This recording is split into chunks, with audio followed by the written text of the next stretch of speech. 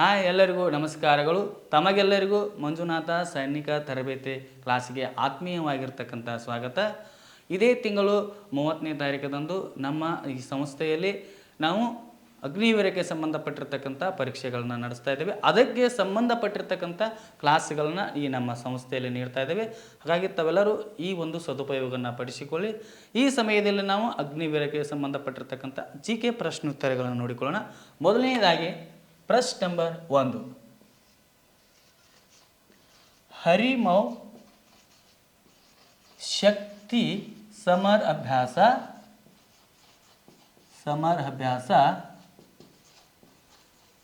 ಯಾವ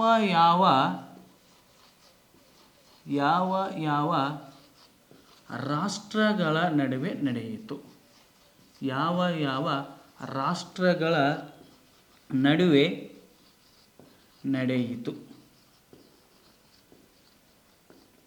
options A ಅನ್ನು ನೋಡುವಾಗ ಆಪ್ಷನ್ಸ್ ಎ ಭಾರತ ಮತ್ತು ಅಮೇರಿಕ,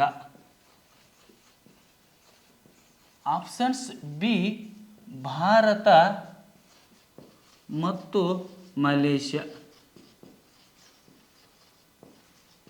ಆಪ್ಷನ್ಸ್ ಸಿ ಭಾರತ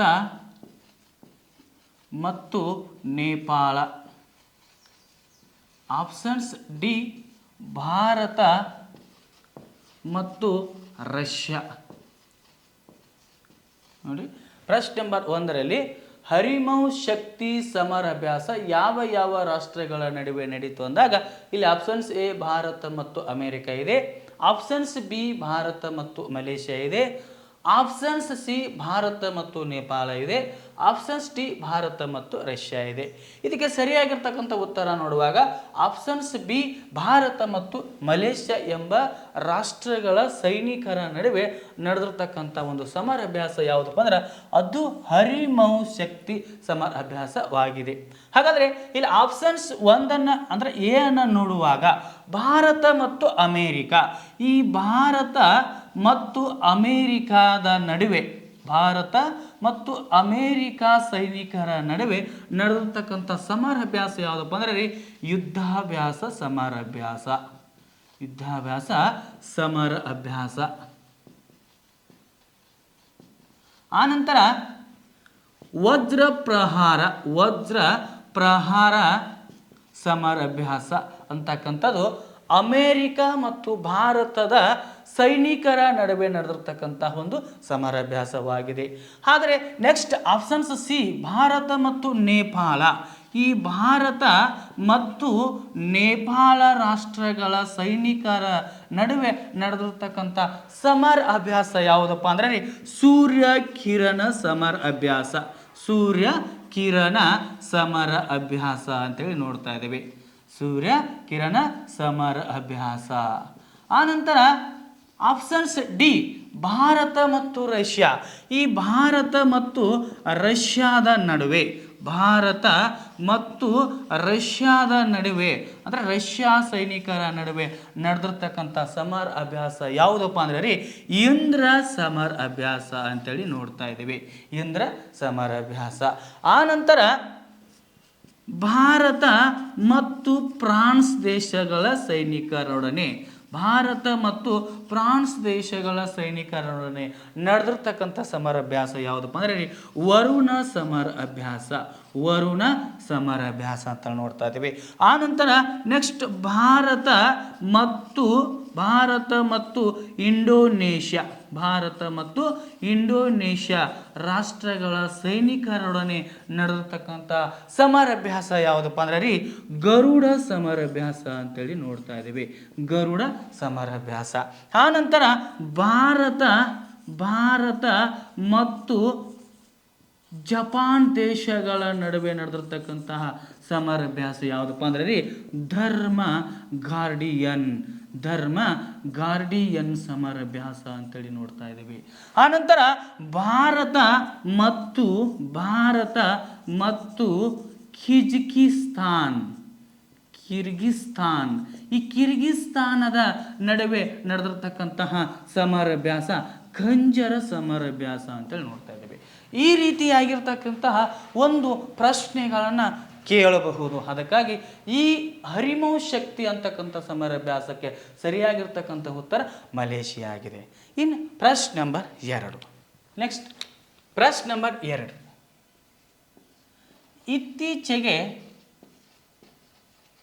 ಇತ್ತೀಚೆಗೆ ವಿಶ್ವ ಸುಂದರಿ ಕಿರೀಟವನ್ನು ಅಲಂಕರಿಸಿದ ಮಹಿಳೆ ಯಾರು?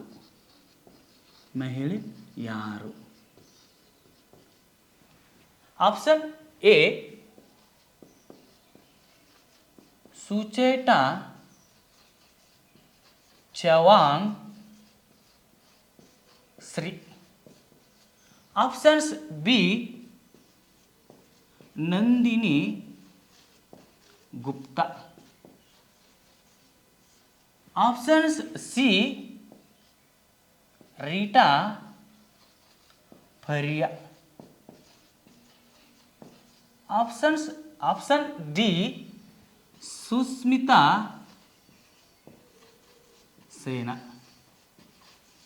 ಇಲ್ಲಿ ಇತ್ತೀಚೆಗೆ ವಿಶ್ವ ಸುಂದರಿ ಕಿರೀಟವನ್ನು ಅಲಂಕರಿಸಿದ ಮಹಿಳೆ ಯಾರಂದ್ರೆ ಇಲ್ಲಿ options A Sucheta Chavang Shri, option B Nandini Gupta, option C Reita Faria, option D Sushmita Sen ಅಂತಿದೆ. ಹಾಗಾದರೆ ಇದಕ್ಕೆ ಸರಿಯಾಗಿರ್ತಕ್ಕಂಥ ಉತ್ತರ ಸುಚೇತಾ ಚವಾಂಗ್ ಅವರು ಏನಾಗಿದ್ದಾರಪ್ಪ ಅಂದ್ರೆ ಇತ್ತೀಚೆಗೆ ವಿಶ್ವ ಸುಂದರಿ ಎಂಬ ಕಿರೀಟವನ್ನು ಅಲಂಕರಿಸಿರ್ತಕ್ಕಂಥ ಮಹಿಳೆಯಾಗಿದ್ದಾಳೆ.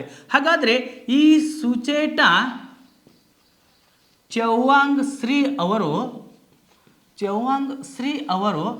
ಥೈಲ್ಯಾಂಡ್ ದೇಶಕ್ಕೆ ಸಂಬಂಧಪಟ್ಟಿದ್ದಾರೆ, ಥೈಲ್ಯಾಂಡ್ ದೇಶದವರು ಆಗಿದ್ದಾರೆ. ಹಾಗಾದರೆ ಈ 2025 ವಿಶ್ವ ಸುಂದರಿ ಅಂತಕ್ಕಂಥದ್ದು 72ನೇ ಆವೃತ್ತಿಯಾಗಿದೆ. 72ನೇ ಆವೃತ್ತಿಯಾಗಿದೆ. ಇದು ನಮ್ಮ ಭಾರತದ ತೆಲಂಗಾಣ ರಾಜ್ಯದ ಹೈದರಾಬಾದ್ನಲ್ಲಿ ನಡೆದಿರ್ತಕ್ಕಂಥದ್ದಾಗಿದೆ. ಇದರಲ್ಲಿ ವಿಶ್ವ ಸುಂದರಿ ಎಂಬ ಒಂದು ಕಿರೀಟವನ್ನು ಅಲಂಕರಿಸಿರ್ತಕ್ಕಂಥವ್ರು ಯಾರಪ್ಪ ಅಂದ್ರೆ ಸುಚೇತಾ ಚವಾಂಗ್ ಶ್ರೀ ಅವರು ಪಡೆದುಕೊಂಡಿದ್ದಾರೆ. ಇವರು ಥೈಲ್ಯಾಂಡ್ ದೇಶಕ್ಕೆ ಸಂಬಂಧಪಟ್ಟಿದ್ದಾರೆ. ಹಾಗಾದರೆ ಈ ಥೈಲ್ಯಾಂಡನ್ನು ನೋಡುವಾಗ ಅತಿ ಹೆಚ್ಚು ರಬ್ಬರನ್ನು ಬೆಳೀತಕ್ಕಂಥ ರಾಷ್ಟ್ರವಾಗಿದೆ. ಅತಿ ಹೆಚ್ಚು ರಬ್ಬರನ್ನು ಬೆಳೆಯುವಂತಹ ರಾಷ್ಟ್ರ ಯಾವುದಪ್ಪ ಅಂದ್ರೆ ರೀ ಅದು ಥೈಲ್ಯಾಂಡ್ ಆಗಿದೆ. ಆನಂತರ ಈ ಥೈಲ್ಯಾಂಡನ್ನು ಏನಂತ ಕರೀತಾರಪ್ಪ ಅಂದ್ರೆ ಬಿಳಿ ಆನೆಗಳ ನಾಡು ಅಂತ ಕರೀತಾರೆ. ಬಿಳಿ ಆನೆಗಳ ನಾಡು ಅಂತೇಳಿ ಈ ಥೈಲ್ಯಾಂಡನ್ನು ಕರೆಯುತ್ತಾರೆ. ಹಾಗಾದರೆ ಇಲ್ಲಿ ಆಪ್ಷನ್ ಬಿ ನಂದಿನಿ ಗುಪ್ತಾ ಅವರು ಯಾರು? ಇವರು ಭಾರತದಿಂದ ವಿಶ್ವ ಸುಂದರಿ ಸ್ಪರ್ಧೆಗೆ ಸ್ಪರ್ಧಿಸಿರ್ತಕ್ಕಂತಹ ಸ್ಪರ್ಧಾರ್ಥಿ ಅಂದರೆ ಅವರೇ ನಂದಿನಿ ಗುಪ್ತಾ ಅವರು ಆಗಿದ್ದಾರೆ. ಇನ್ನು ಇಲ್ಲಿ ಆಪ್ಷನ್ ಸಿ ರೀಟಾ ಫರಿಯಾ ಅಂದರೆ ಯಾರು?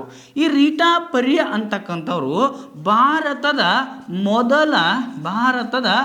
ಮೊದಲ ವಿಶ್ವ ಸುಂದರಿ ಅಂದರೆ ಯಾರಪ್ಪ ಅಂದ್ರೆ ಅವರೇ ರೀಟಾ ಫರಿಯಾ ಅಂತೇಳಿ ನೋಡ್ತಾ ಇದ್ದೀವಿ. ರೀಟಾ ಫರಿಯಾ ಇವರಿಗೆ 1966ರಲ್ಲಿ ವಿಶ್ವ ಸುಂದರಿ ಅಂತೇಳಿ ಏನು ಮಾಡ್ತಪ್ಪ ಅಂದ್ರೆ ಬಿರುದು ಬಂತು. ಆನಂತರ ಆಪ್ಷನ್ ಡಿ ಸುಸ್ಮಿತಾ ಸೇನ್ ಅವರು ಇವರು ಸಹ ಭಾರತದ ಮೊದಲ ಭುವನ ಸುಂದರಿಯಾಗಿದ್ದಾರೆ.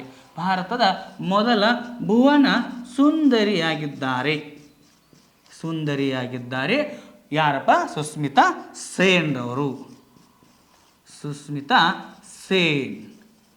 ಇವರಿಗೆ 1994ರಲ್ಲಿ ಈ ಒಂದು ಪ್ರಶಸ್ತಿಯನ್ನು ನೀಡಲಾಗಿತ್ತು.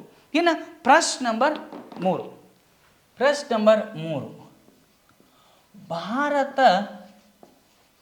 ಭಾರತದ ಸಂವಿಧಾನದ ಯಾವ ವಿಧಿಯು ಅಟಾರ್ನಿ ಜನರಲ್ ಬಗ್ಗೆ ಮಾಹಿತಿಯನ್ನು ನೀಡುತ್ತದೆ.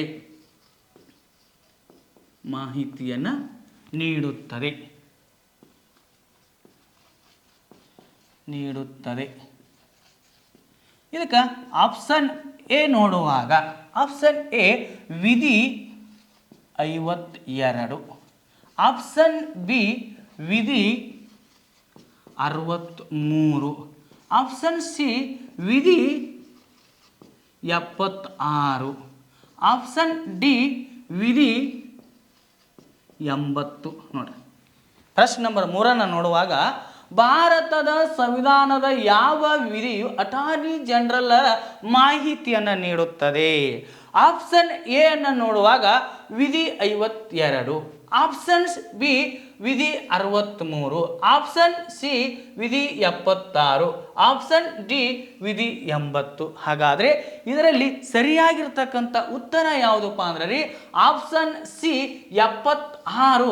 ಇದೇನು ಮಾಡ್ತೈತಪ್ಪ ಅಂದ್ರೆ ರೀ ಅಟಾರ್ನಿ ಜನರಲ್ ಬಗ್ಗೆ ಮಾಹಿತಿಯನ್ನು ನೀಡುತ್ತದೆ. ಹಾಗಾದರೆ ಈ ಅಟಾರ್ನಿ ಜನರಲ್ ಅವರು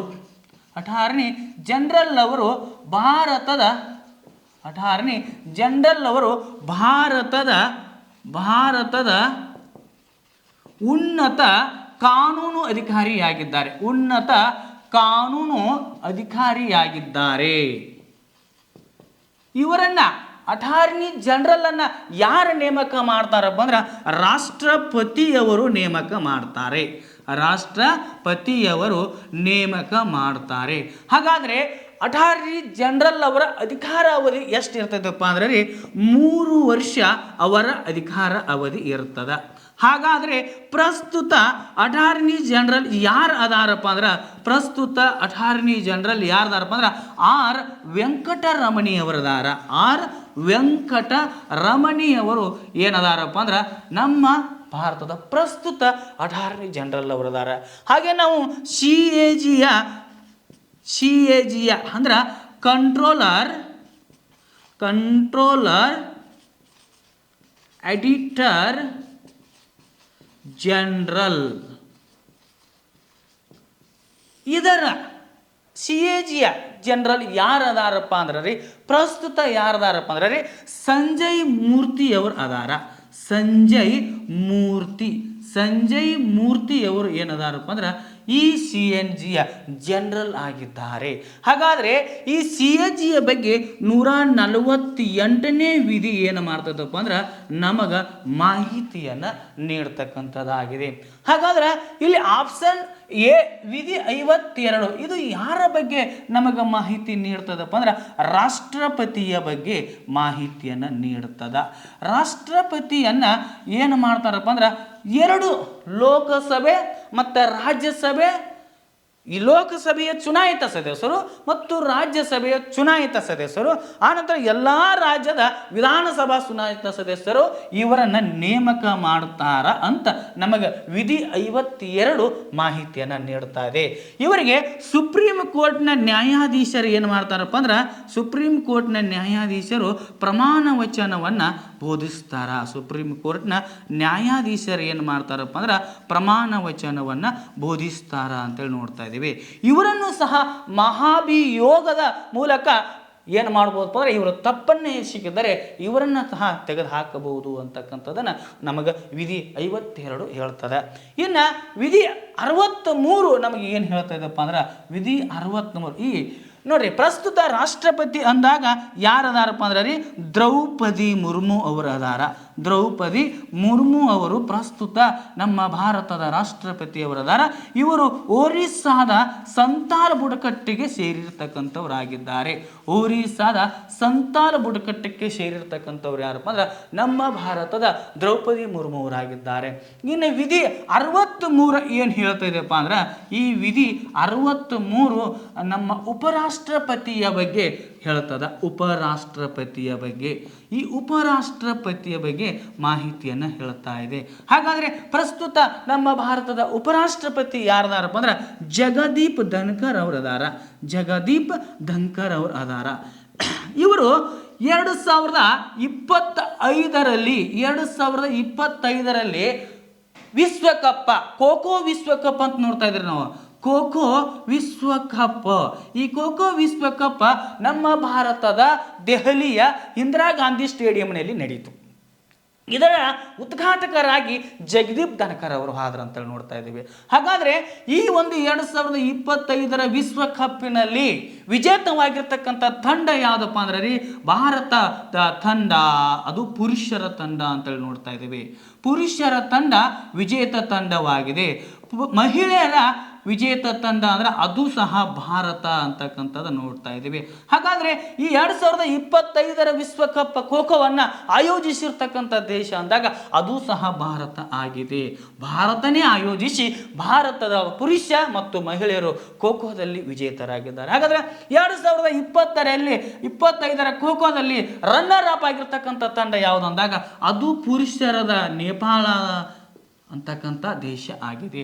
ಮಹಿಳೆಯರದು ನೇಪಾಳ ದೇಶ ಆಗಿದೆ. ಅದರಲ್ಲಿ ಉದ್ಘಾಟಕರಾಗಿ ನಮ್ಮ ಉಪರಾಷ್ಟ್ರಪತಿಯಾಗಿರ್ತಕ್ಕಂಥ ಜಗದೀಪ್ ಧನ್ಕರ್ ಅವರು ಭಾಗವಹಿಸಿದರು ಅಂತೇಳಿ ನೋಡ್ತಾ ಇದ್ದೇವೆ. ಅವರ ಬಗ್ಗೆ ವಿಧಿ 63 ನಮಗೆ ಮಾಹಿತಿಯನ್ನು ನೀಡ್ತಾ ಇದೆ. ಇನ್ನು ವಿಧಿ 80 ನಮಗೆ ಏನು ಹೇಳ್ತಾ ಇದೆಯಪ್ಪ ಅಂದರೆ ರಾಜ್ಯಸಭೆಯ ಬಗ್ಗೆ ನಮಗೆ ವಿಧಿ 80 ಅಂತಕ್ಕಂಥದ್ದು ರಾಜ್ಯಸಭೆಯ ಬಗ್ಗೆ ಮಾಹಿತಿಯನ್ನು ನೀಡ್ತಾ ಇದೆ. ರಾಜ್ಯಸಭೆ ನೋಡ್ರಿ, ಸಂಸತ್ತು ಅಂದ್ರೆ ರೀ ಲೋಕಸಭೆ, ರಾಜ್ಯಸಭೆ. ಲೋಕಸಭೆ ಸದಸ್ಯರ ಸಂಖ್ಯೆ 543, ರಾಜ್ಯಸಭೆ ಸದಸ್ಯರ ಸಂಖ್ಯೆ ಎಷ್ಟಪ್ಪ ಅಂದ್ರೆ 250 ಅಂತೇಳಿ ನೋಡ್ತಾ ಇದ್ದೀವಿ. ಇದರಲ್ಲಿ 238 ಜನರನ್ನ ಚುನಾವಣೆಯ ಮೂಲಕ ನೇಮಕ ಮಾಡಿದರೆ ಉಳಿದಿರ್ತಕ್ಕಂಥ 12 ಜನರನ್ನ ಸಾಮಾಜಿಕ ಸೇವೆ, ಕಲೆ, ಸಾಂಸ್ಕೃತಿಕ ಒಂದು ಸೇವೆಯನ್ನು ಪರಿಗಣಿಸಿ ರಾಷ್ಟ್ರಪತಿಯವರ ನೇಮಕ ಮಾಡ್ತಾ ಇದ್ದಾರೆ. ಇವರ ಬಗ್ಗೆ ಈ ವಿಧಿ ಹೇಳ್ತಾ ಇದೆ. ಹಾಗಾದ್ರೆ ನಮ್ಮ ರಾಜ್ಯಪಾಲರನ್ನ ಸಂವಿಧಾನದ 155ನೇ ವಿಧಿಯ ಪ್ರಕಾರ ರಾಜ್ಯಪಾಲರನ್ನ ನೇಮಕ ಮಾಡಲಾಗುತ್ತದೆ ಅಂತೇಳಿ ನೋಡ್ತಾ ಇದ್ವಿ. ಪ್ರಶ್ನೆ ನಂಬರ್ 4,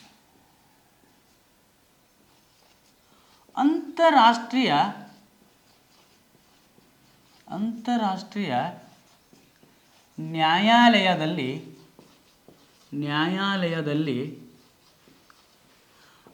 ಅಧ್ಯಕ್ಷರಾಗಿ ಕಾರ್ಯನಿರ್ವಹಿಸಿದ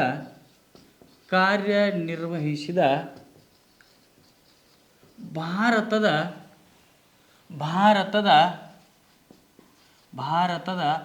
ಮೊದಲ ವ್ಯಕ್ತಿ ಯಾರು? ಮೊದಲ ವ್ಯಕ್ತಿ ಯಾರು? ಪ್ರಶ್ನೆ ನಂಬರ್ 4 ಏನು ಹೇಳ್ತಾ ಇದ್ದಪ್ಪ ಅಂದ್ರೆ ಅಂತಾರಾಷ್ಟ್ರೀಯ ನ್ಯಾಯಾಲಯದಲ್ಲಿ ಅಧ್ಯಕ್ಷರಾಗಿ ಕಾರ್ಯನಿರ್ವಹಿಸಿರ್ತಕ್ಕಂತಹ ಭಾರತದ ಮೊದಲ ವ್ಯಕ್ತಿ ಯಾರು? ಆಪ್ಷನ್ ಎ ಹೇಳ್ತಾ ಇದೆ ನಾಗೇಂದ್ರ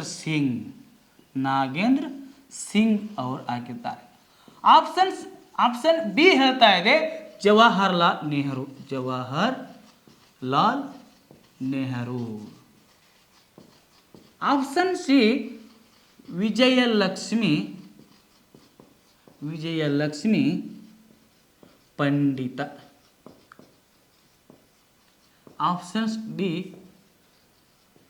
ಮೇಲಿನವರು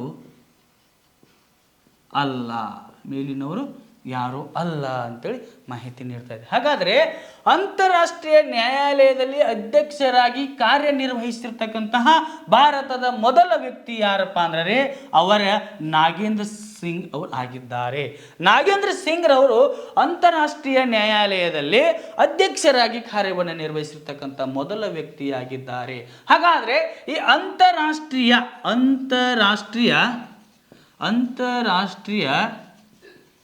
ನ್ಯಾಯಾಲಯದ ಕೇಂದ್ರ ಕಚೇರಿ ಎಲ್ಲಿ ಐತಪ್ಪ ಅಂದ್ರೆ ಕಚೇರಿ ನೆದರ್ಲ್ಯಾಂಡಿನ ಹೇಗ್ ಎಂಬಲ್ಲಿ ಇದೆ. ಈ ಅಂತಾರಾಷ್ಟ್ರೀಯ ನ್ಯಾಯಾಲಯದ ಕೇಂದ್ರ ಕಚೇರಿ ಇದೆ. ಹಾಗಾದರೆ ಈ ಒಂದು ಅಂತಾರಾಷ್ಟ್ರೀಯ ನ್ಯಾಯಾಲಯದಲ್ಲಿ 15 ಜನ ನ್ಯಾಯಾಧೀಶರು ಇರುತ್ತಾರೆ. ಹಾಗಾದರೆ ಇಲ್ಲಿ ನಾವು ನೋಡುವಾಗ ವಿಶ್ವಸಂಸ್ಥೆಯ ಅಂಗಸಂಸ್ಥೆ ಆಗಿದೆ ಅಂತಾರಾಷ್ಟ್ರೀಯ ನ್ಯಾಯಾಲಯ. ಹಾಗಾದರೆ ವಿಶ್ವಸಂಸ್ಥೆ, ಈ ವಿಶ್ವಸಂಸ್ಥೆ ಅಂದಾಗ ಈ ವಿಶ್ವಸಂಸ್ಥೆ 1945 ಅಕ್ಟೋಬರ್ 24ರಂದು ಅಸ್ತಿತ್ವಕ್ಕೆ ಬಂದಿರತಕ್ಕಂಥದ್ದು ಈ ವಿಶ್ವಸಂಸ್ಥೆಯಾಗಿದೆ. ಹಾಗಾದರೆ ಈ ವಿಶ್ವಸಂಸ್ಥೆಯ ರೂವಾರಿಗಳಂದಾಗ ಅಮೇರಿಕಾದ ಎಫ್ ಡಿ ರೂಸ್ವೆಲ್ಟ್, ಆಮೇಲೆ ರಷ್ಯಾದ ಜೋಸೆಫ್ ಸ್ಟಾಲಿನ್,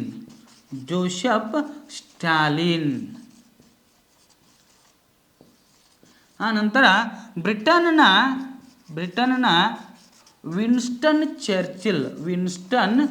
ಚರ್ಚಿಲ್ ಇವರು ಏನು ಮಾಡ್ತಾರಪ್ಪ ಅಂದರೆ ರೀ ವಿಶ್ವಸಂಸ್ಥೆಯನ್ನು ಸ್ಥಾಪನೆ ಮಾಡಿದರು ಅಂತೇಳಿ ನೋಡ್ತಾ ಇದ್ದೀವಿ. ಹಾಗಾದರೆ ಈ ವಿಶ್ವಸಂಸ್ಥೆಯ ಅಂಗಸಂಸ್ಥೆಗಳಂದಾಗ ಸಾಮಾನ್ಯ ಸಭೆ, ಭದ್ರತಾ ಸಮಿತಿ, ಧರ್ಮದರ್ಶಿ ಮಂಡಲ, ಅಂತಾರಾಷ್ಟ್ರೀಯ ನ್ಯಾಯಾಲಯ ಅಂತೇಳಿ ನೋಡ್ತಾ ಇದ್ದೇವೆ. ಹಾಗಾದರೆ ಈ ಅಂತಾರಾಷ್ಟ್ರೀಯ ನ್ಯಾಯಾಲಯದಲ್ಲಿ ಅಧ್ಯಕ್ಷರಾಗಿ ಕಾರ್ಯವನ್ನು ನಿರ್ವಹಿಸಿರ್ತಕ್ಕಂತಹ ಭಾರತದ ಮೊದಲ ವ್ಯಕ್ತಿ ಅಂದರೆ ಅವರು ನಾಗೇಂದ್ರ ಸಿಂಗ್ ಅವರಾಗಿದ್ದಾರೆ. ಹಾಗಾದರೆ ಇಲ್ಲಿ ಜವಾಹರ್ಲಾಲ್ ನೆಹರು ಮತ್ತು ವಿಜಯಲಕ್ಷ್ಮಿ ಪಂಡಿತ್ ಅಂತೇಳಿ ನೋಡ್ತಾ ಇದ್ದೇವೆ. ಹಾಗಾದರೆ ಸಾಮಾನ್ಯ ಸಭೆ ಅಂತೇಳಿ ನೋಡುವಾಗ ಈ ಸಾಮಾನ್ಯ ಸಭೆ ಏನು ಮಾಡ್ತಿದ್ದಪ್ಪ ಅಂದ್ರೆ ಪ್ರತಿ ವರ್ಷ ಅಕ್ಟೋಬರ್ ತಿಂಗಳಲ್ಲಿ ನಡೀತಕ್ಕಂಥ ಸಮಾವೇಶವಾಗಿದೆ. ಈ ಸಾಮಾನ್ಯ ಸಭೆಯಲ್ಲಿ ಪ್ರತಿಯೊಂದು ರಾಷ್ಟ್ರದ 5 ಜನ ಸದಸ್ಯರಲ್ಲಿ ಏನಾಗ್ತಾರಪ್ಪ ಅಂದ್ರೆ ನೇಮಕವಾಗ್ತಾರೆ. ಹಾಗಾದರೆ ವಿಶ್ವಸಂಸ್ಥೆಯ ಸದಸ್ಯತ್ವ ರಾಷ್ಟ್ರಗಳಷ್ಟದ ಅಂದ್ರೆ 193 ರಾಷ್ಟ್ರಗಳು ವಿಶ್ವಸಂಸ್ಥೆಯ ಸದಸ್ಯತ್ವವನ್ನು ಪಡೆದುಕೊಂಡಿದ್ದೇವೆ. ಹಾಗಾದರೆ ಇದರಲ್ಲಿ ನಮ್ಮ ಭಾರತ ಸಹ ಏನಾಗಿತ್ತಪ್ಪ ಅಂದ್ರೆ ಒಂದು ರಾಷ್ಟ್ರವಾಗಿದೆ. ಈ ಸಾಮಾನ್ಯ ಸಭೆಗೆ 193 ದೇಶಗಳಿಂದ 5 ಜನ ಆಯ್ಕೆಯಾಗುತ್ತಾರೆ. ಅದರಲ್ಲಿ ಒಬ್ಬರಿಗೆ ಮಾತ್ರ ಮತ ಹಾಕ್ತಕ್ಕಂಥ ಅಧಿಕಾರವಿದೆ. ಹಾಗಾದರೆ ಈ ಸಾಮಾನ್ಯ ಸಭೆಯಲ್ಲಿ ಭಾಗವಹಿಸಿರ್ತಕ್ಕಂತಹ ಮೊಟ್ಟ ಮೊದಲ ಮಹಿಳೆ ಅಂದರೆ ಅವರೇ ವಿಜಯಲಕ್ಷ್ಮಿ ಪಂಡಿತ್ ಅವರು ಆಗಿದ್ದಾರೆ. ಸಾಮಾನ್ಯ ಸಭೆಯಲ್ಲಿ ಭಾಗವಹಿಸಿದ ಭಾರತದ ಮೊದಲ ಮಹಿಳೆ ಅಂದ್ರೆ ಅವರ ಯಾರಪ್ಪ ಅಂದ್ರೆ ರೀ ಭಾರತದ ಮೊದಲ ಮಹಿಳೆ ಅಂದ್ರೆ ಅವರು ಯಾರಪ್ಪ ಅಂದ್ರೆ ರೀ ವಿಜಯಲಕ್ಷ್ಮಿ ಪಂಡಿತ್ ಅವರು ಆಗಿದ್ದಾರೆ. ಹಾಗಾದ್ರೆ ಈ ವಿಜಯಲಕ್ಷ್ಮಿ ಪಂಡಿತ್ ರವರು ಜವಾಹರ್ಲಾಲ್ ನೆಹರು ಅವರ ಸಹೋದರಿಯಾಗಿದ್ದಾರೆ. ಅಂತೇಳಿ ನೋಡ್ತಾ ಇದ್ದೀವಿ. ಹಾಗಾದರೆ ಈ ಜವಾಹರ್ಲಾಲ್ ನೆಹರು ಅವರು ಏನು ಮಾಡಿದಾರಪ್ಪ ಅಂದ್ರೆ ರೀ ನಮ್ಮ ಭಾರತದ ಪ್ರಥಮ ಪ್ರಧಾನಿಯಾಗಿದ್ದಾರೆ. 1947ರಿಂದ ಹಿಡಿದು 1964ರವರೆಗೆ ನಮ್ಮ ಭಾರತದ ಪ್ರಧಾನಿಯಾಗಿ ಅತಿ ದೀರ್ಘಕಾಲ ಆಡಳಿತವನ್ನು ನಡೆಸಿರ್ತಕ್ಕಂಥ ವ್ಯಕ್ತಿ ಅಂದರೆ ಅವರೇ ಜವಾಹರ್ಲಾಲ್ ನೆಹರು ಅವರಾಗಿದ್ದಾರೆ. ಪ್ರಶ್ನೆ ನಂಬರ್ 5, ಭಾರತ ದೇಶದಲ್ಲಿ ಅತಿ ಕಡಿಮೆ ಲಿಂಗಾನುಪಾತ ಹೊಂದಿರುವ ರಾಜ್ಯ ಯಾವುದು?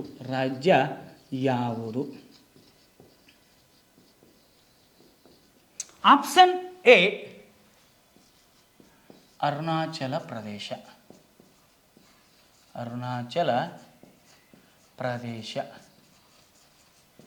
Option B Bihar, option C Haryana, option D Kerala. ನೋಡಿ, ಪ್ರಶ್ನೆ ನಂಬರ್ 5 ಹೇಳ್ತದೆ, ಭಾರತ ದೇಶದಲ್ಲಿ ಅತಿ ಕಡಿಮೆ ಲಿಂಗಾನುಪಾತ ಹೊಂದಿರುವ ರಾಜ್ಯ ಯಾವುದು ಅಂದಾಗ ಅದಕ್ಕೆ ಸರಿಯಾಗಿರ್ತಕ್ಕಂಥ ಉತ್ತರ ಆಪ್ಷನ್ ಸಿ ಹರಿಯಾಣ ಎಂಬುದಾಗಿದೆ. ಹಾಗಾದರೆ ಇದು 2011ರ ಜನಗಣತಿಯ ಪ್ರಕಾರ ಹರಿಯಾಣ ಅಂತಕ್ಕಂಥ ರಾಜ್ಯ ಅತಿ ಕಡಿಮೆ ಲಿಂಗಾನುಪಾತವನ್ನು ಹೊಂದಿದೆ. ಹಾಗಾದರೆ ಹರಿಯಾಣ ಎಷ್ಟು ಲಿಂಗಾನುಪಾತವನ್ನು ಹೊಂದಿದೆ ಅಂದರೆ 1000 ಪುರುಷರಿಗೆ 879 ಮಹಿಳೆಯರನ್ನು ಹೊಂದಿದೆ. ಹಾಗಾದರೆ ಲಿಂಗಾನುಪಾತ ಅಂದರೆ ಏನು? ಲಿಂಗಾನುಪಾತ ಅಂದ್ರೆ ಏನಪ್ಪ ಅಂದ್ರೆ 1,000 ಪುರುಷರಿಗೆ ಹೊಂದಿರಬಹುದಾದ ಮಹಿಳೆಯರ ಪ್ರಮಾಣ. ಈ ಮಹಿಳೆಯರ ಪ್ರಮಾಣವನ್ನು ನಾವು ಏನಂತ ಕರಿತಾ ಇದ್ದೀವಪ್ಪ ಅಂದರೆ ಪ್ರಮಾಣವನ್ನು ನಾವು ಲಿಂಗಾನುಪಾತ ಅಂತೇಳಿ ಕರಿತಾ ಇದ್ದೀವಿ. ಲಿಂಗಾನುಪಾತ 1,000 ಪುರುಷರಿಗೆ ಹೊಂದಿರಬಹುದಾದ ಮಹಿಳೆಯರ ಪ್ರಮಾಣವನ್ನು ನಾವು ಲಿಂಗಾನುಪಾತ ಅಂತ ಕರಿತಾ ಇದ್ದೀವಿ. ಹಾಗಾದರೆ ಭಾರತದ ಲಿಂಗಾನುಪಾತ ಎಷ್ಟು ಐತಿಪ್ಪ ಅಂದ್ರೆ 1,000 ಪುರುಷರಿಗೆ 943ರಷ್ಟು ಮಹಿಳೆಯರು ಹೊಂದಿದ್ದಾರೆ. ಇದು ನಮ್ಮ ಭಾರತದ ಲಿಂಗಾನುಪಾತ. ಆದರೆ ಹರಿಯಾಣದ ಲಿಂಗಾನುಪಾತ ಅಂದಾಗ 1,000 ಪುರುಷರಿಗೆ 879 ಮಹಿಳೆಯರನ್ನು ಹೊಂದಿದ್ದಾರೆ. ಹಾಗಾದರೆ ಅತಿ ಹೆಚ್ಚು ಲಿಂಗಾನುಪಾತವನ್ನು ಹೊಂದಿರತಕ್ಕಂತಹ ರಾಜ್ಯ ಯಾವುದು? ಅತಿ ಹೆಚ್ಚು ಲಿಂಗಾನುಪಾತವನ್ನು ಹೊಂದಿರುವ ರಾಜ್ಯ ಯಾವುದಪ್ಪ ಅಂದ್ರೆ ಅದು ಕೇರಳ ರಾಜ್ಯವಾಗಿದೆ. ಈ ಕೇರಳ ರಾಜ್ಯ 1000 ಪುರುಷರಿಗೆ 1084 ಅಷ್ಟು ಮಹಿಳೆಯನ್ನು ಹೊಂದಿದೆ. ಇನ್ನು ಅತಿ ಹೆಚ್ಚು ಲಿಂಗಾನುಪಾತವನ್ನು ಹೊಂದಿರತಕ್ಕಂತಹ ಕೇಂದ್ರಾಡಳಿತ ಪ್ರದೇಶ. ಈ ಕೇಂದ್ರಾಡಳಿತ ಪ್ರದೇಶ ಅಂದಾಗ ಅದು ಯಾವುದಪ್ಪ ಅಂದರೆ ಪಾಂಡಿಚೇರಿಯಾಗಿದೆ. ಪಾಂಡಿಚೇರಿ. ಹಾಗಾದರೆ ಇದು 1000 ಪುರುಷರಿಗೆ 1037ರಷ್ಟು ಮಹಿಳೆಯರನ್ನು ಹೊಂದಿದೆ. ಹಾಗಾದರೆ ಅತಿ ಕಡಿಮೆ ಲಿಂಗಾನುಪಾತವನ್ನು ಹೊಂದಿರತಕ್ಕಂತಹ ಕೇಂದ್ರಾಡಳಿತ ಪ್ರದೇಶ ಅಂದಾಗ ಅದು ದಿಯು ಮತ್ತು ದಮನ್ ಆಗಿದೆ. ಇದು ಏನಪ್ಪ ಅಂದ್ರೆ ಲಿಂಗಾನುಪಾತಕ್ಕೆ ಸಂಬಂಧಪಟ್ಟಿರ್ತಕ್ಕಂಥದ್ದಾಗಿದೆ. ಇನ್ನು ಜನಸಾಂದ್ರತೆ ಅಂತೇಳಿ ನೋಡ್ತಾ ಇದ್ದೀವಿ. 2011ರ ಪ್ರಕಾರ ಜನಸಾಂದ್ರತೆ 2011ರ ಪ್ರಕಾರ ಜನಸಾಂದ್ರತೆಯನ್ನು ನೋಡ್ತಾ ಇದ್ದೀವಿ. ಜನಸಾಂದ್ರತೆ 2011ರ ಪ್ರಕಾರ ಜನಸಾಂದ್ರತೆ ಎಷ್ಟಿದೆ? ಮೊದಲನೇದಾಗಿ ಜನಸಾಂದ್ರತೆ ಅಂದರೆ ಏನು? 1 ಚದರ ಕಿಲೋಮೀಟರ್ ಪ್ರದೇಶದಲ್ಲಿ ವಾಸಿಸ್ತಕ್ಕಂತಹ ಜನರ ಪ್ರಮಾಣ. 1 ಚದರ ಕಿಲೋಮೀಟರ್. 1 ಚದರ ಕಿಲೋಮೀಟರ್ನಲ್ಲಿ ವಾಸಿಸುವ ಜನರ ಪ್ರಮಾಣವನ್ನು ನಾವು ಏನಂತ ಕರಿತಾ ಇದ್ದೀವಪ್ಪ ಅಂದ್ರೆ ಜನರ ಪ್ರಮಾಣವನ್ನು ಜನಸಾಂದ್ರತೆ ಅಂತೇಳಿ ಕರಿತಾ ಇದ್ದೀವಿ. ಹಾಗಾದರೆ ನಮ್ಮ ಭಾರತದ ಜನಸಾಂದ್ರತೆ 382 ಇದೆ ರೀ 1 ಚದರ ಕಿಲೋಮೀಟರ್ಗೆ. 1 ಚದರ ಕಿಲೋಮೀಟರ್ಗೆ ಎಷ್ಟೈತಪ್ಪ ಅಂದ್ರೆ 382ರಷ್ಟು ಜನ ಅದಾರೆ. ಹಾಗಾದರೆ ಇಲ್ಲಿ ನೋಡುವಾಗ ಅತಿ ಹೆಚ್ಚು ಜನಸಾಂದ್ರತೆಯನ್ನು ಹೊಂದಿರತಕ್ಕಂಥ ರಾಜ್ಯ ಜನಸಾಂದ್ರತೆಯನ್ನು ಹೊಂದಿರತಕ್ಕಂತಹ ರಾಜ್ಯ ಯಾವುದಪ್ಪ ಅಂದ್ರೆ ಅದು ಬಿಹಾರ್ ಆಗಿದೆ. ಪ್ರತಿ 1 ಚದರ ಕಿಲೋಮೀಟರ್ಗೆ 11,000ಕ್ಕಿಂತ ಹೆಚ್ಚು ಜನರು ಅಲ್ಲಿ ವಾಸಿಸ್ತಾ ಇದ್ದಾರೆ. ಹಾಗಾದರೆ ಅತಿ ಕಡಿಮೆ ಜನಸಾಂದ್ರತೆಯನ್ನು ಹೊಂದಿರತಕ್ಕಂಥ ರಾಜ್ಯ ಅಂದಾಗ ಅದು ಅರುಣಾಚಲ ಪ್ರದೇಶವಾಗಿದೆ. ಇದು ಪ್ರತಿ ಚದರ ಕಿಲೋಮೀಟರ್ಗೆ ಕೇವಲ 17 ಜನ ವಾಸ ಮಾಡ್ತಾ ಇದ್ದಾರೆ. ಇದು ಜನಸಾಂದ್ರತೆ. ಇನ್ನು ನಾವು ಸಾಕ್ಷರತೆ ಪ್ರಮಾಣವನ್ನು ನೋಡ್ತಾ ಇದ್ದೇವೆ. ಸಾಕ್ಷರತೆ ಹಾಗಾದರೆ ಸಾಕ್ಷರತೆ ಅಂದರೆ ಏನಪ್ಪ ಅಂದ್ರೆ 7 ವರ್ಷಗಳ ಮೇಲ್ಪಟ್ಟಿರ್ತಕ್ಕಂಥ ವ್ಯಕ್ತಿಗಳಿಗೆ ಓದಲಿಕ್ಕೆ ಬರಬೇಕು, ಆನಂತರ ಬರೆಯಲಿಕ್ಕೆ ಬರಬೇಕು. ಅಥವಾ ಬರೆಯಲಿಕ್ಕೆ ಬರಬೇಕು. ಅದನ್ನು ತಿಳಿದುಕೊಳ್ಳತಕ್ಕಂಥ ಸಾಮರ್ಥ್ಯ ಇರಬೇಕು. ತಿಳಿದುಕೊಳ್ಳುವ ಸಾಮರ್ಥ್ಯ ಇತ್ತಂದ್ರೆ ಅದನ್ನು ನಾವು ತಿಳಿದುಕೊಳ್ಳುವ ಸಾಮರ್ಥ್ಯವೇ ಸಾಕ್ಷರತೆ ಆಗಿದೆ. ಅಂದರೆ 7 ವರ್ಷಗಳ ಮೇಲ್ಪಟ್ಟು ಓದಲಿಕ್ಕೆ ಮತ್ತು ಬರೆಯಲಿಕ್ಕೆ ಬರ್ತಕ್ಕಂಥದ್ದು ಇರಬೇಕು. ತಿಳಿದುಕೊಳ್ಳುವ ಸಾಮರ್ಥ್ಯ ಇತ್ತಂದ್ರೆ ಅದನ್ನು ನಾವು ಸಾಕ್ಷರತೆ ಪ್ರಮಾಣ ಅಂತೇಳಿ ಕರಿತಾ ಇದ್ದೇವೆ. ಹಾಗಾದರೆ ಈ ಸಾಕ್ಷರತೆಯಲ್ಲಿ ಅತಿ ಹೆಚ್ಚು ಸಾಕ್ಷರತೆಯನ್ನು ಹೊಂದಿರತಕ್ಕಂಥ ರಾಜ್ಯ ಅಂತ ಕೇಳಿದಾಗ ಅತಿ ಹೆಚ್ಚು ಸಾಕ್ಷರತೆಯನ್ನು ಹೊಂದಿರತಕ್ಕಂತಹ ರಾಜ್ಯ ಯಾವುದಪ್ಪ ಅಂದ್ರೆ ಅದು ಕೇರಳ. 94% ಸಾಕ್ಷರತೆಯನ್ನು ಅದು ಹೊಂದಿದೆ. ಇನ್ನು ಅತಿ ಕಡಿಮೆ ಸಾಕ್ಷರತೆಯನ್ನು ಹೊಂದಿರತಕ್ಕಂಥ ರಾಜ್ಯ ಅಂತಂದಾಗ ಅದು ಬಿಹಾರ. ಅದು ಎಷ್ಟಾಗಿತ್ತಪ್ಪ ಅಂದ್ರೆ 76% ಸಾಕ್ಷರತೆಯನ್ನು ಹೊಂದಿದೆ. ಪ್ರಶ್ನೆ ನಂಬರ್ 6. ಹರಪ್ಪ ಎಂಬ ನಗರವನ್ನು ಪತ್ತೆ ಹಚ್ಚಿದವರು ಯಾರು?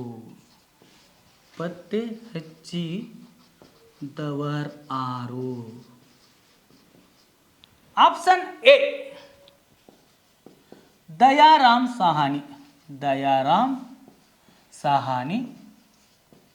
Option B R D. Banerji.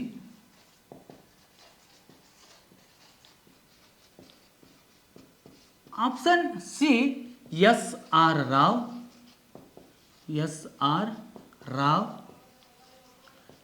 Option D ಮೇಲಿನವರೆಲ್ಲರೂ.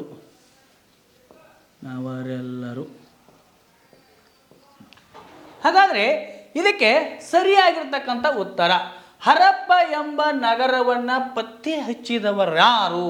Option A ಏನು ಹೇಳ್ತಾ ಇದೆಪ್ಪ ಅಂದ್ರೆ ದಯಾರಾಮ್ ಸಾಹಾನಿ ಅಂತ ಹೇಳ್ತಾ ಇದೆ. Option B R D. ಬ್ಯಾನರ್ಜಿ ಅಂತ ಹೇಳ್ತಾ ಇದೆ. Option C S R. ರಾವ್ ಅಂತ ಹೇಳ್ತಾ ಇದೆ.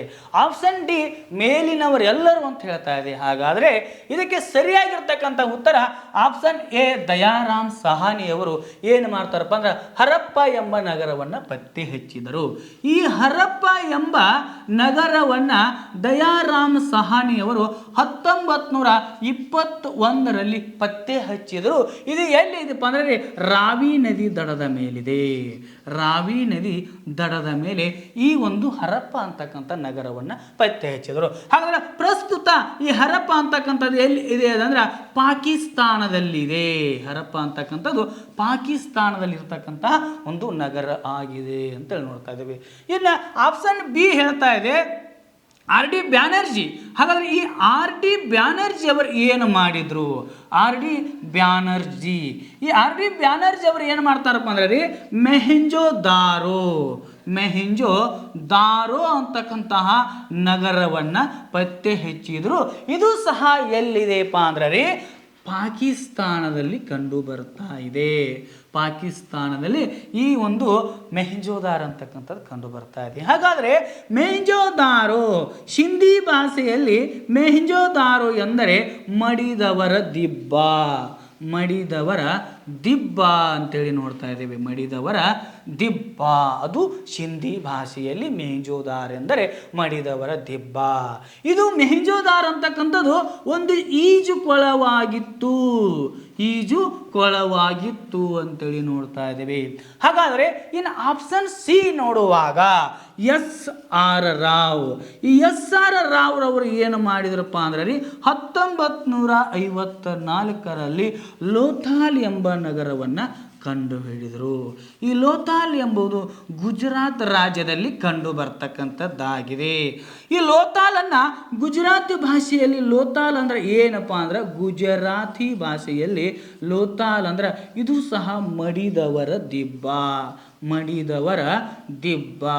ಮೆಹೆಂಜೋದಾರೋ ಅಂದ್ರೂ ಸಹ ಮಡಿದವರ ದಿಬ್ಬ, ಲೋಥಾಲ್ ಅಂದ್ರೂ ಸಹ ಮಡಿದವರ ದಿಬ್ಬ. ಆದರೆ ಸಿಂಧಿ ಭಾಷೆಯಲ್ಲಿ ಮೆಹೆಂಜೋದಾರೋ ಅಂದರೆ ಮಡಿದವರ ದಿಬ್ಬ, ಗುಜರಾತ್ ಭಾಷೆಯಲ್ಲಿ ಲೋಥಾಲ್ ಅಂದರೆ ಏನಪ್ಪ ಅಂದ್ರೆ ಮಡಿದವರ ದಿಬ್ಬ ಅಂತೇಳಿ ನೋಡ್ತಾ ಇದ್ದೀವಿ. ಈ ಲೋಥಾಲ್ ಅಂತಕ್ಕಂಥದ್ದು ಸಹ ಹಡಗು ಕಟ್ಟೆ ತಾಣವಾಗಿದೆ. ಇನ್ನು ನೆಕ್ಸ್ಟ್ ನಾವು ನೋಡುವಾಗ ಕಾಲಿಬಂಗನ್ ಅಂತೇಳಿ ನೋಡ್ತಾ ಇದ್ದೀವಿ. ಈ ಕಾಲಿಬಂಗನ್ ಅಂತಕ್ಕಂಥದ್ದು ರಾಜಸ್ಥಾನದಲ್ಲಿ ಕಂಡು ಬರ್ತಕ್ಕಂಥದ್ದಾಗಿದೆ. ರಾಜಸ್ಥಾನದ ಸರಸ್ವತಿ ನದಿಯ ದಡದಲ್ಲಿ ಕಂಡು ಬರ್ತಾ ಇದೆ. ಇನ್ನು ಧೋಲವೀರ ಅಂತಕ್ಕಂಥ ನಗರವು ಸಹ ಈ ಒಂದು ಸಮಯದಲ್ಲಿ ಕಂಡು ಬರ್ತಾ ಇದೆ. ಇದು ಯುನೆಸ್ಕೋ ಪಟ್ಟಿಗೆ ಸಹ ಸೇರಿದೆ. ಯುನೆಸ್ಕೋ ಪಟ್ಟಿಗೆ 2021ರಲ್ಲಿ ಈ ಧೋಲವೀರ ಅಂತಕ್ಕಂಥ ಒಂದು ನಗರ ಸೇರಿದೆ. ಇನ್ನು ನೆಕ್ಸ್ಟ್ ಪ್ರಶ್ನೆ ನಂಬರ್ 7. ಪ್ರಸ್ತುತ ಮಧ್ಯಪ್ರದೇಶ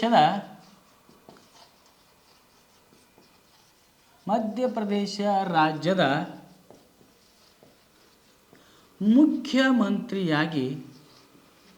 ಮುಖ್ಯಮಂತ್ರಿಯಾಗಿ ಯಾರು ಕಾರ್ಯವನ್ನು ನಿರ್ವಹಿಸ್ತಾರೆ? ಯಾರು ಕಾರ್ಯವನ್ನು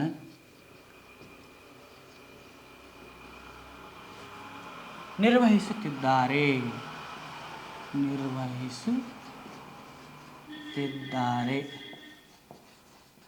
option A Mohan Yadav. Option B Siddaramaiah.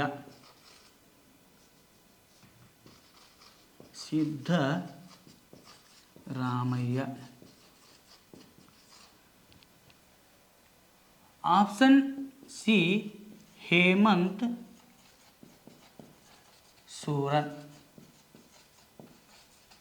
Option D Revanth Reddy ಅವರು ನೋಡ್ತಾ ಇದ್ದೀವಿ. ಹಾಗಾದರೆ ಇಲ್ಲಿ ಪ್ರಸ್ತುತ ಮಧ್ಯಪ್ರದೇಶ ರಾಜ್ಯದ ಮುಖ್ಯಮಂತ್ರಿಯಾಗಿ ಯಾರ ಕಾರ್ಯವನ್ನು ನಿರ್ವಹಿಸ್ತಾ ಇದ್ದಾರೆ ಅಂದ್ರೆ ಮೋಹನ್ ಯಾದವ್ ಅಂತಕ್ಕಂಥವ್ರು ಏನು ಮಾಡ್ಯಾರಪ್ಪ ಅಂದ್ರೆ ಪ್ರಸ್ತುತ ಮಧ್ಯಪ್ರದೇಶ ರಾಜ್ಯದ ಮುಖ್ಯಮಂತ್ರಿಯಾಗಿ ಕಾರ್ಯವನ್ನು ನಿರ್ವಹಿಸ್ತಾ ಇದ್ದಾರೆ. ಹಾಗಾದರೆ ಈ ಸಿದ್ದರಾಮಯ್ಯ ಅಂದಾಗ ಕರ್ನಾಟಕ ರಾಜ್ಯದ ಪ್ರಸ್ತುತ ಮುಖ್ಯಮಂತ್ರಿಯವರಾಗಿದ್ದಾರೆ. ಹೇಮಂತ್ ಸೋರನ್ ಅಂತಕ್ಕಂಥವರು ಜಾರ್ಖಂಡ್ ರಾಜ್ಯದ ಮುಖ್ಯಮಂತ್ರಿಯಾಗಿ ಕಾರ್ಯವನ್ನು ನಿರ್ವಹಿಸ್ತಾ ಇದ್ದಾರೆ. ರೇವಂತ್ ರೆಡ್ಡಿ ಅವರು ತೆಲಂಗಾಣ ರಾಜ್ಯದ ಮುಖ್ಯಮಂತ್ರಿಯಾಗಿ ಏನು ಮಾಡ್ತಾ ಇದ್ದಾರಪ್ಪ ಅಂದ್ರೆ ಕಾರ್ಯವನ್ನು ನಿರ್ವಹಿಸ್ತಾ ಇದ್ದಾರೆ. ಇನ್ನು ನೆಕ್ಸ್ಟ್ ಪ್ರಶ್ನೆ ನಂಬರ್ 8. ಸಿತಾರಾ ದೇವಿಯವರು ಯಾವ ನೃತ್ಯಕ್ಕೆ ಸಂಬಂಧಿಸಿದ್ದಾರೆ?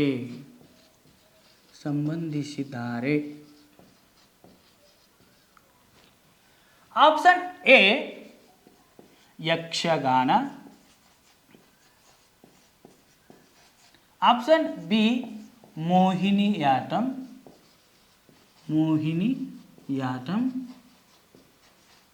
Option A Yakshagana, Mohiniyattam, Kathak. Option C Kathak. Option D Bharatanatyam. Sitara ದೇವಿಯವರು ಯಾವ ನೃತ್ಯಕ್ಕೆ ಸಂಬಂಧಪಟ್ಟಿದ್ದಾರೆ ಅಂದ್ರೆ ಅದು ಕಥಕ್ ಎಂಬ ಒಂದು ನೃತ್ಯಕ್ಕೆ ಸಂಬಂಧಪಟ್ಟಿದವರಾಗಿದ್ದಾರೆ. ಈ ಕಥಕ್ ಅಂತಕ್ಕಂಥದ್ದು ಉತ್ತರ ಪ್ರದೇಶದ ಶಾಸ್ತ್ರೀಯ ನೃತ್ಯವಾಗಿದೆ. ಈ ಕಥಕ್ ಅಂತಕ್ಕಂಥದ್ದು ಉತ್ತರ ಪ್ರದೇಶ ಒಂದು ರಾಜ್ಯದ ಶಾಸ್ತ್ರೀಯ ನೃತ್ಯವಾಗಿದೆ. ಹಾಗಾದರೆ ಈ ಯಕ್ಷಗಾನ ಅಂತಕ್ಕಂಥದ್ದು ಕರ್ನಾಟಕದ ನೃತ್ಯವಾಗಿದೆ. ಈ ಮೋಹಿನಿಯಾಟ್ಟಂ ಅಂತಕ್ಕಂಥದ್ದು ಕೇರಳ ರಾಜ್ಯದ ಒಂದು ನೃತ್ಯವಾಗಿದೆ. ಇನ್ನು ಭರತನಾಟ್ಯ ಅಂತಕ್ಕಂಥದ್ದು ತಮಿಳುನಾಡಿನ ಒಂದು ಶಾಸ್ತ್ರೀಯ ನೃತ್ಯವಾಗಿದೆ ಅಂತೇಳಿ ನೋಡ್ತಾ ಇದ್ದೇವೆ. ಈ ನೆಕ್ಸ್ಟ್ ಪ್ರಶ್ನೆ ನಂಬರ್ 9. ಈ ಕೆಳಗಿನ ಯಾವ ಕ್ರೀಡೆಗೆ ಸ್ಮ್ಯಾಶ್ ಎಂಬ ಪದವು ಸಂಬಂಧಿಸಿದೆ?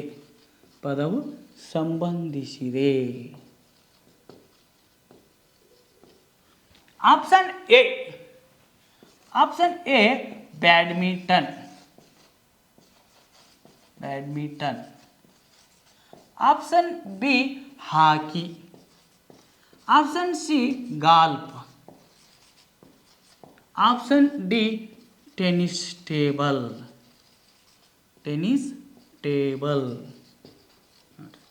ಹಾಗಾದರೆ ಈ ಸ್ಮ್ಯಾಶ್ ಅಂತಕ್ಕಂಥ ಪದವು ಯಾವ ಆಟಕ್ಕೆ ಸಂಬಂಧಪಟ್ಟದಂದ್ರೆ ಅದು ಬ್ಯಾಡ್ಮಿಂಟನ್ ಎಂಬ ಆಟಕ್ಕೆ ಸಂಬಂಧಪಟ್ಟಿರ್ತಕ್ಕಂಥದ್ದಾಗಿದೆ.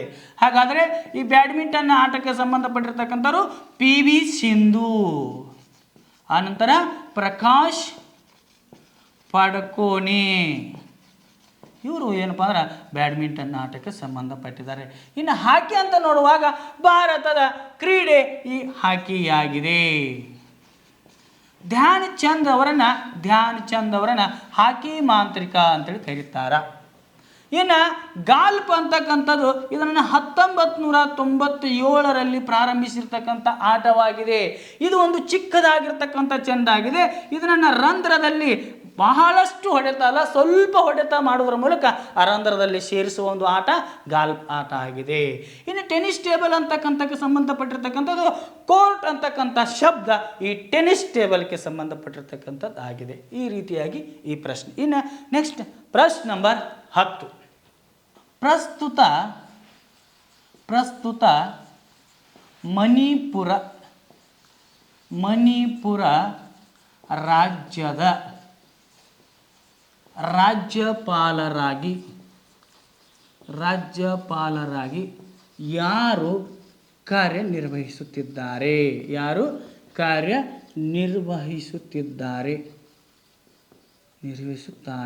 ನಿರ್ವಹಿಸುತ್ತಿದ್ದಾರೆ.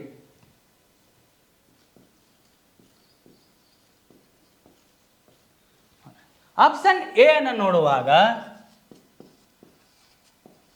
Ajay Kumar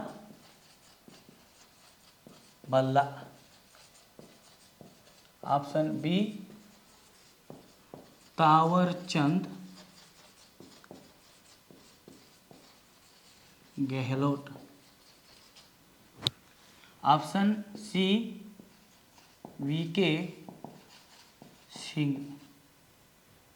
option D Haribabu ಕಂಬಾಪತಿ.